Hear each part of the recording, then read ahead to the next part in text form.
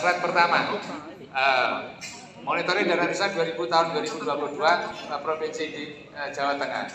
Oke, nggak ada setengah menit. Slide berikutnya. Oke. Pagu dana desa. Tadi sudah saya sebutkan 8,1 triliun.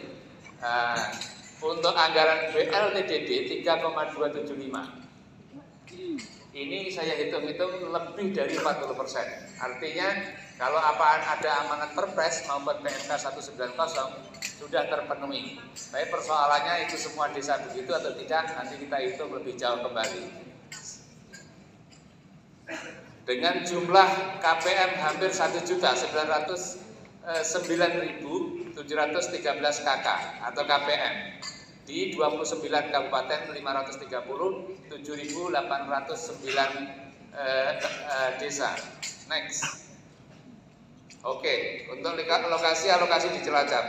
Pagu DD Kabupaten Cilacap 309. Banyumas nih. 300 iya. Kabupaten Cilacap Kebalik. Oh, Banyumas, Pak. Isinya Banyumas ya? Iya. Judulnya ganti judul. Oh, iya salah. Karena semalam sambil di kereta saya buat sehingga mungkin agak Ganti judul aja. Ya, saya sekalipun tidak minta untuk didengarkan atau dicermati juga dicermati juga. Oke. Untuk Banyumas. Ini ya, Pak. Gua tes.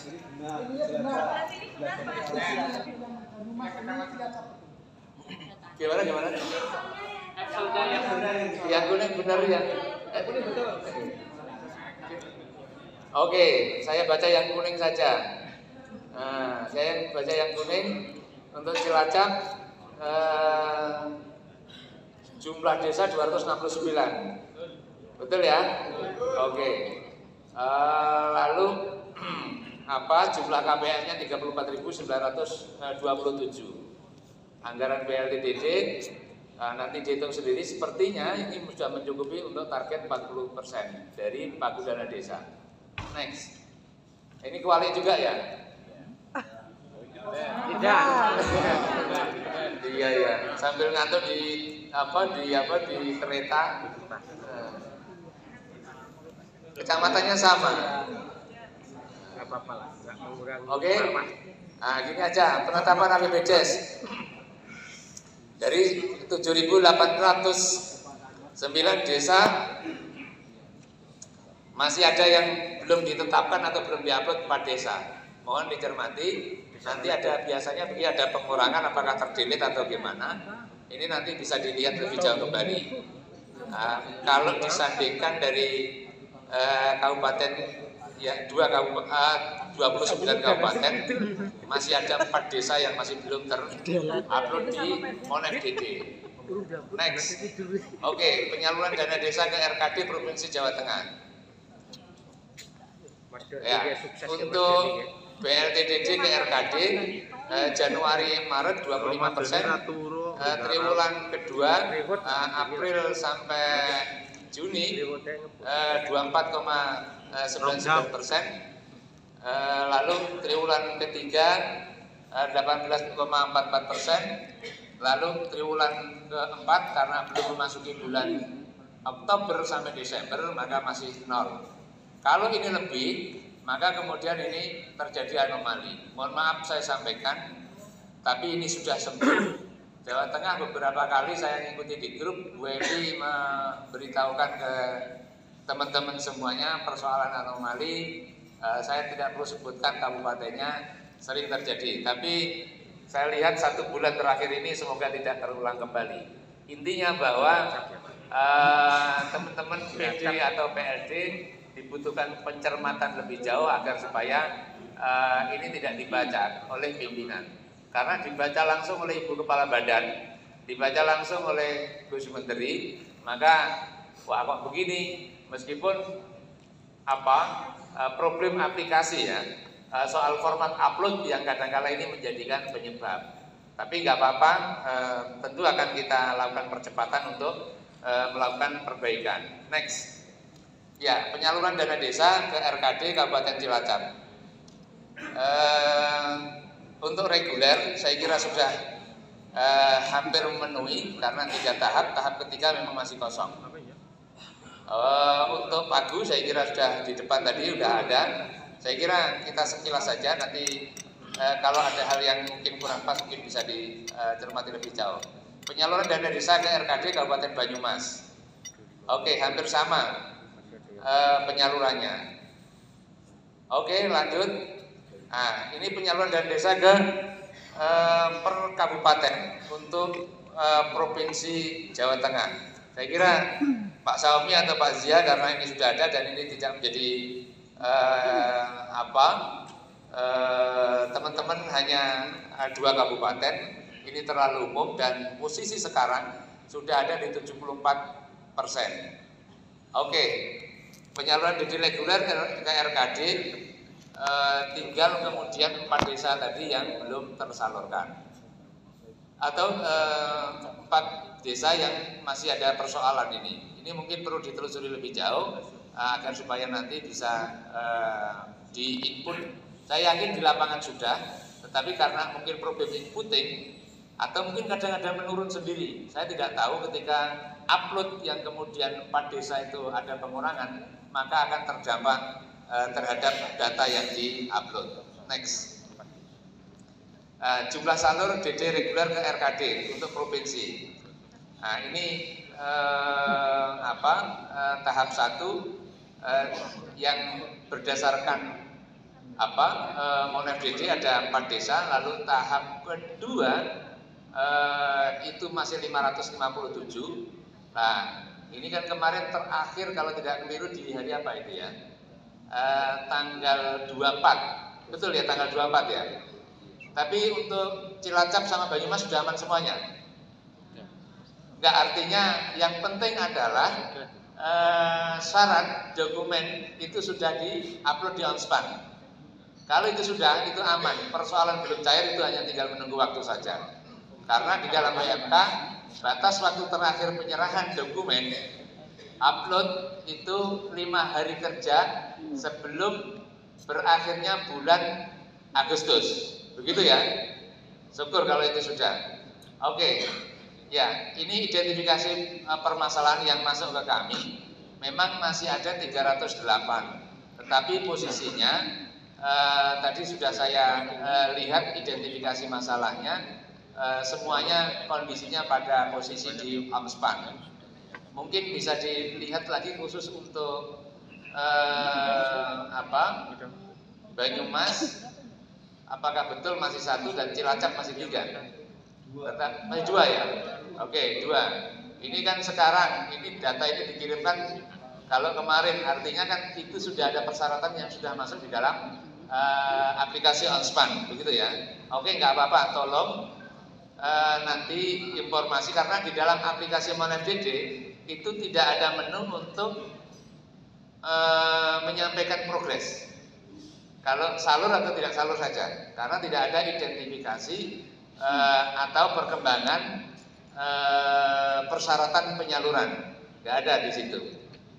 Yang tahu adalah teman-teman, tapi prinsipnya adalah mohon dipastikan tanggal 24 kemarin itu sudah pasti.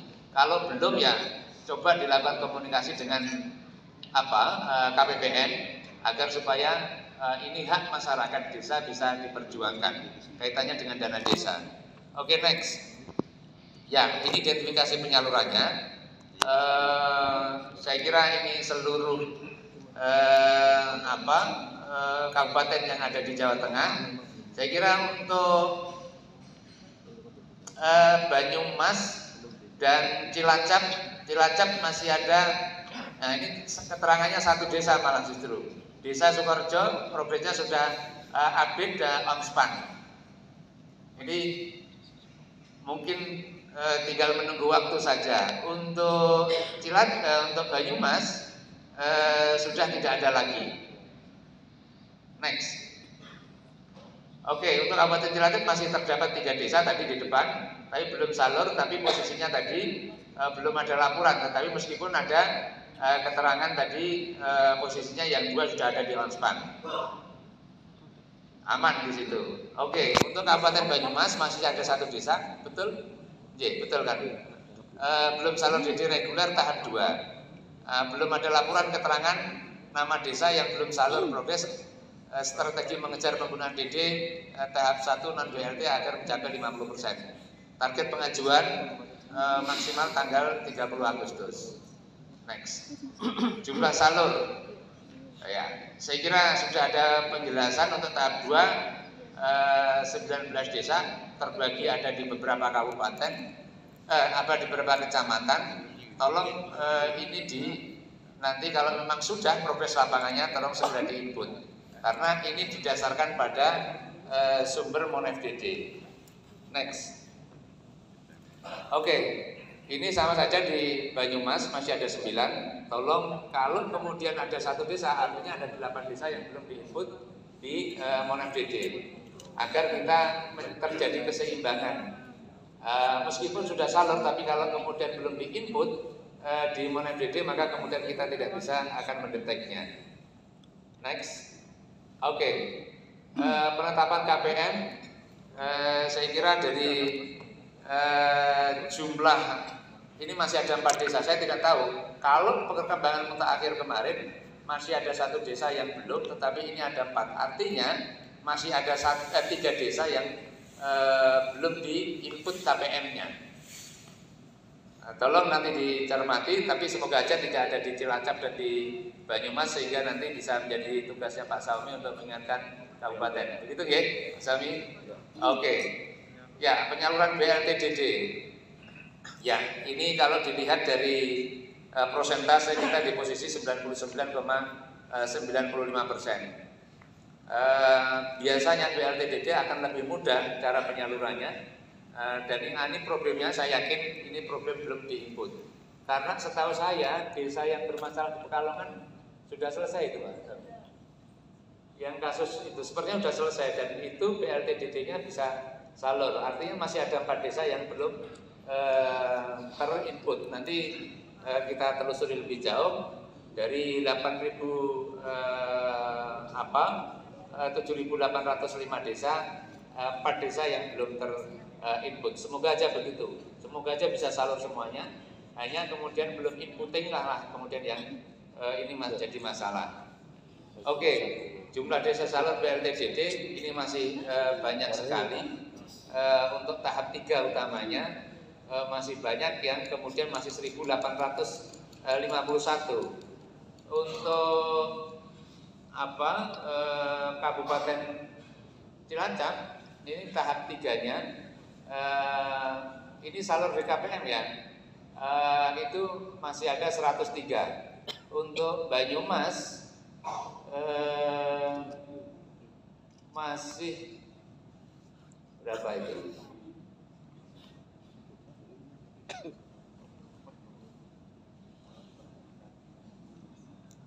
Berapa Banyumas? Ya, 111. Tolong untuk didorong supaya nanti ini bisa segera terselesaikan secara keseluruhan. Oke, next. Oke, DD salur BLTDD per kecamatan. Saya kira ini bisa dilihat teman-teman semuanya. Di sini ada BDPRD. Sekiranya belum, mohon sekiranya untuk bisa segera difasilitasi.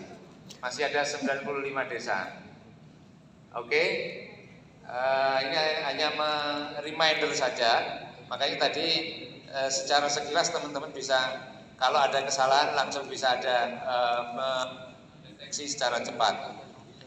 Oke, untuk Banyumas tadi 111. Ini ada TA Kabupaten, ada PD, ada BLD. Tolong ini menjadi perhatian karena untuk tahap ketiga ini sudah bulan ke-7 untuk mestinya Juli, Agustus, September. Next. Oke, pencairan BLTDD sudah di angka 1,618 triliun. Saya kira ini bagus sekali kalau kemudian tadi 3,4, maka kemudian itu lebih dari 40%. Next. Oke, sumber pendataan desa tahun 2022. Ya, pendapatan desa ini diambil dari APBDes, berbagai macam sumber yang ada, tetapi bisa dilihat dana desa ada di posisi 50%. Ada ADD, ada PBB dari bagi hasil pajak, lalu kemudian keuangan PADES ya, PADES. Ini lumayan ada 7% karena mungkin desa-desa tertentu masih jarang juga yang kemudian pendapatan asli desa. Saya tidak tahu apakah kemudian ini sudah dipilah. Saya khawatir biasanya kalau kemudian sewa kas desa itu masuk dalam mana? Apakah ini pendapatan asli ataukah kemudian pengalaman yang sudah saya di beberapa daerah pengalihan aset desa itu dianggap PAD gitu. Pernah di Jogja itu 3 tahun berturut-turut pendapatan asli desanya itu 7 miliar, ternyata setelah ditelusuri itu penjualan tanah kas desa yang akan digunakan untuk kabupaten, lalu di situ akan digantikan penggantian tanah yang lain. Tolong ini dicermati, kecuali umpamanya pendapatan asli desa bersumber dari keuntungan dari BUMDes umpamanya begitu. Oke, next. Ya, ini rencana belanja. Ini diambil dari APBDes. Penyelenggaraan pemerintahan masih ada 26,7 miliar. Lalu pelaksanaan pembangunan desa ada 3 triliun untuk pembinaan kemasyarakatan. Meskipun di 2 prioritas tetap masih ada 215 miliar sekian, dan pemberdayaan masyarakat 1,173 triliun. Untuk penanggulangan bencana keadaan kedaruratan tadi saya katakan ada 3,68 miliar, dan pengeluaran pembiayaan ada 60, sekian miliar. Total 8,4170. Mas, ini juga dicermati karena ini melebihi dari pagu. Jelas ini melebihi dari pagu. Ini sumbernya dari mana kira-kira? Kalau kemudian ini yang dihitung DD, dan sangat dimungkinkan ini adalah bersumber dari silpa. Nah, tolong ini dibedakan, dicermati teman-teman, karena di dalam menu APBDes itu masih ada penggabungan. Oke, next. Oke, rencana belanja saya kira sangat banyak sekali kalau diklasifikasikan, tetapi rata-rata yang paling besar adalah itu di desa tanpa kemiskinan ada 36%, lalu desa tanpa kelaparan. Ini dana desa yang di-tagging berdasarkan 18 tujuan SDGs desa. Lalu desa sehat dan sejahtera 17%, itu yang besar-besar. Selainnya agak sedikit-sedikit kecil, sedikit lagi terkait dengan infrastruktur dan inovasi desa sesuai kebutuhan. Masih lumayan gede, angkanya di 14%. Ini dari tagging teman-teman semuanya ketika kemudian diambil dari APBDes. Meskipun nanti ada tagging lagi menggunakan sumber regulasi yang lain. Apakah kemudian Permendes 07/2021 atau PMK 190. Next. Oke, ini tahapan musyawarah yang baru disampaikan. Ini kalau tidak keliru berdasarkan memo 03. Musyawarah desa yang sudah perencanaan pembangunan tahunan ini diambil secara keseluruhan, makanya 2086 desa untuk pembentukan tim penyusun RKP sudah 2156. Memang tidak dipisahkan secara khusus untuk pencermatan. Saya kira musyawarah desa BPD penetapan peraturan desa tentang RKP sudah 75.